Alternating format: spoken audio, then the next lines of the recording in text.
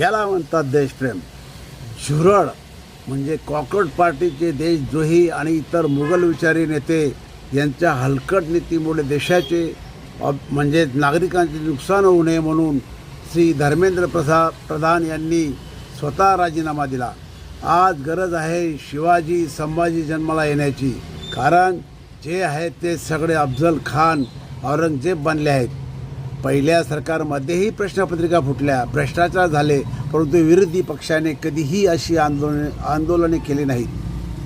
आज आंदोलनात भारत तेरे तुकडे होंगे, पाकिस्तान जिंदाबाद अशा घोषणा होत होत्या. आपल्याला परत गुलाम व्हायचे काय? सगळे कुत्रे मांजरे कोल्हे लांडगे देशाचे लचके तोडीत आहेत.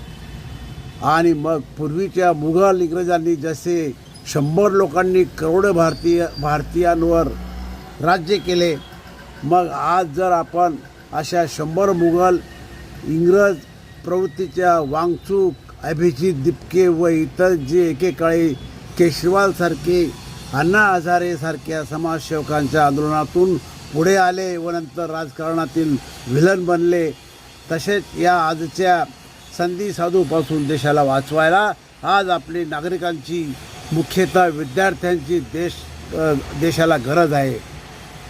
ह्या दुसऱ्याच्या तप्त्या तव्यावर पोळी शेकणाऱ्या संधी साधूंपासून सावध राहा आणि सत्तेवर येण्यासाठी देशविरोधी कृत्य करून सत्तेवर येणाऱ्या प्रयत्न करू नका.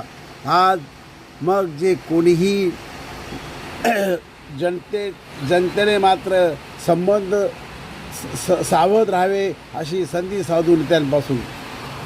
याला म्हणतात देशप्रेम. झुरळ म्हणजे कॉकरोच पार्टीचे देशद्रोही आणि इतर मुघल विचारी नेते यांच्या हलकट नीतीमुळे देशाचे म्हणजे नागरिकांचे नुकसान होऊ नये म्हणून श्री धर्मेंद्र प्रधान यांनी स्वतः राजीनामा दिला. आज गरज आहे शिवाजी संभाजी जन्माला येण्याची, कारण जे आहेत ते सगळे अफजल खान औरंगजेब बनले आहेत. पहिल्या सरकारमध्येही प्रश्नपत्रिका फुटल्या, भ्रष्टाचार झाले, परंतु विरोधी पक्षाने कधीही अशी आंदोलने केली नाहीत. आज आंदोलनात भारत तेरे तुकडे होंगे, पाकिस्तान जिंदाबाद अशा घोषणा होत होत्या. आपल्याला परत गुलाम व्हायचे काय? सगळे कुत्रे मांजरे कोल्हे लांडगे देशाचे लचके तोडीत आहेत. आणि मग पूर्वीच्या मुघल इंग्रजांनी जसे 100 लोकांनी करोडो भारतीयांवर राज्य केले, मग आज जर आपण अशा 100 मुघल इंग्रज प्रवृत्तीच्या वांगचूक, अभिजित दिपके व इतर जे एकेकाळी केशवाल